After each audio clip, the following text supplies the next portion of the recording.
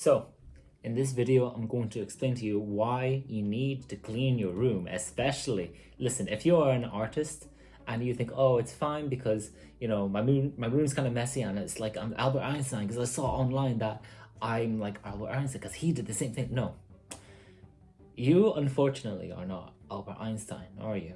Okay, otherwise you would have changed the world maybe many years ago, all right? But if you're an artist, it's really important that you have at least some bit of structure in your life, even if it is as small as cleaning up your room. And I'm going to explain to you why, but first of all, I'm gonna start making some tea as I do this, right? Because my throat is starting to dry up and I've started to really enjoy loose leaf tea, right? So, the reason why you should really just clean your room.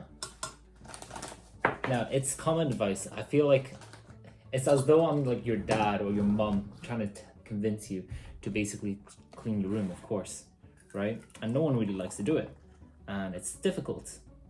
But for a lot of artists, we find that we stress out very easily, okay?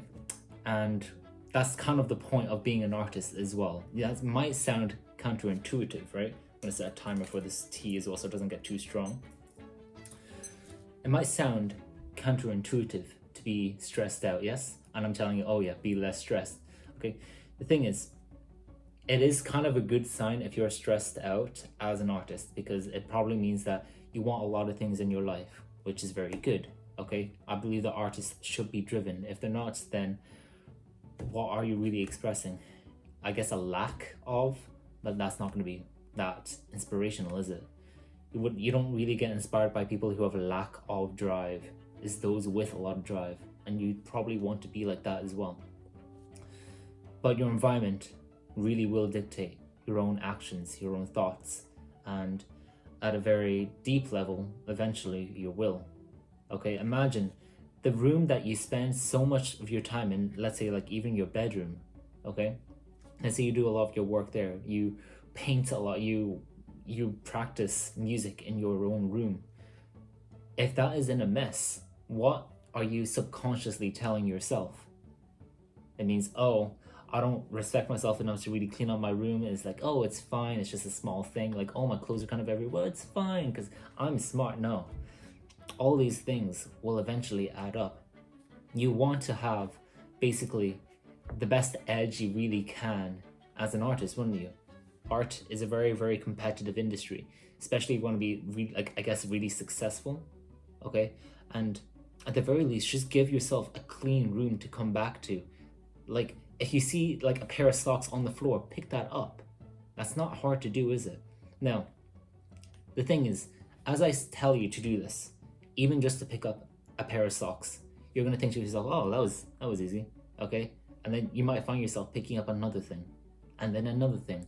And then you're finding yourself, oh, okay, like, oh, I should probably put my box in this way, and it looks all neat, okay? What happens is there's a snowball effect.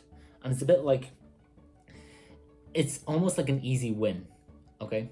When you clean up your room, when you clean up even just one thing, you start to fall onto another and another and another, and that's really, really great, okay? But this advice has helped me so much even when I am in a rut, okay? When I'm in a rut, I think to myself, okay, I'll clean my room. Now that sounds really dumb, but I read this in a book and it's helped every single time, okay? Clean your room, okay? And what you'll find is that you'll have just a little bit more clarity. As an artist, you should respect yourself. If you don't respect yourself, you're not gonna go to many places, okay? Because art, a lot of people will almost like laugh at taking art as your profession, okay? But then again, Van Gogh, he also was basically laughed at for his own profession. Yeah, he became one of the most well-known painters of all time. I hope this helps you. Let me see if this tea is good or not. It's all right. I'll have to try it out first of all. By the way, if you ever have, if you like, let's say like black tea, English breakfast tea, I would highly suggest having loose leaf tea, which is a bit like, you know how a tea bag has all the black leaves on the inside? It's basically that, right? But having it loose leaf, which basically means that the leaves are allowed to flow out of the bag, it makes it a lot better and the taste is much richer. Oh, it's really hot.